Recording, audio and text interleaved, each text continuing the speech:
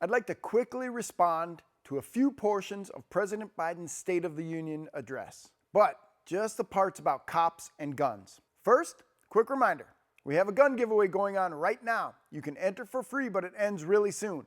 So click the link in the description down below to reveal which brand new gun you could win. So if you watched the State of the Union speech, you saw Republicans stand and cheer when Biden said we should stop talking about defunding the police. Finally, he's making the connection.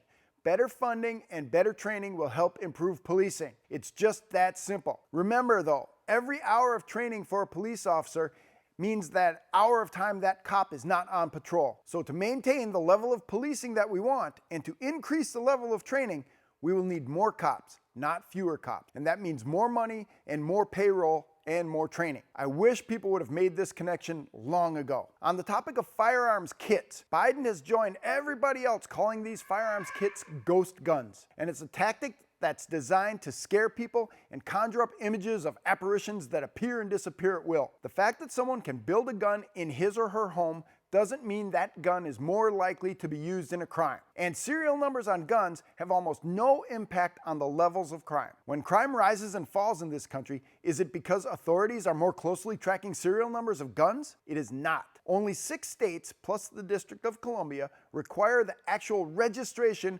of some or all firearms. Registration links a specific gun to a specific person. And guess what? Criminals don't register their guns anyway. So the topic of ghost guns is a red herring designed to slowly get people to accept gun registration, which will lead to gun confiscation. But there is good news on this topic. While 6 states require registration, 8 states explicitly prohibit the registration of firearms. Where do you think crime is lower? President Biden also said he wanted to work to reduce gun violence, but he didn't point out that gun violence is not about guns, it's about the socioeconomic conditions that lead people to believe they must commit crimes in order to survive. Gun violence is about hopelessness. Taking away guns will not give people hope. Improving the economy will give people hope. Then he went on to talk about banning assault weapons with high-capacity magazine, and he made a joke about deer wearing body armor. I just wish every politician in this country would stop trying to connect the Second Amendment to hunting. The Second Amendment is not about hunting. It is about defending all the other amendments. The same people who want to take away assault weapons in this country are cheering loudly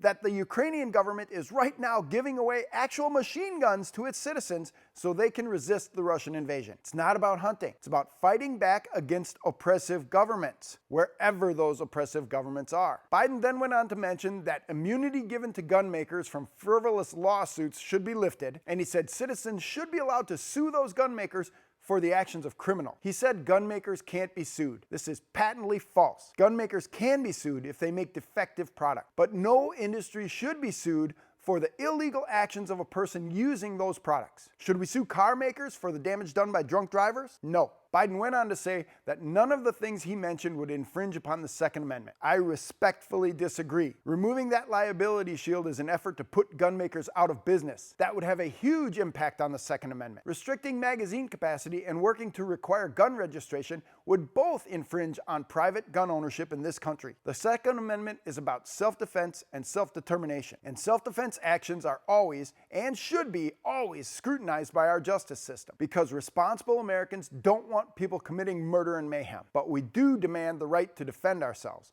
with the best tool currently available, and that's a firearm. Thank you for watching all the way to the end of this video. Quick reminder again, we have that gun giveaway going on, so click the link in the description to learn more. I'm Kevin Michalowski, Director of Content for the USCCA.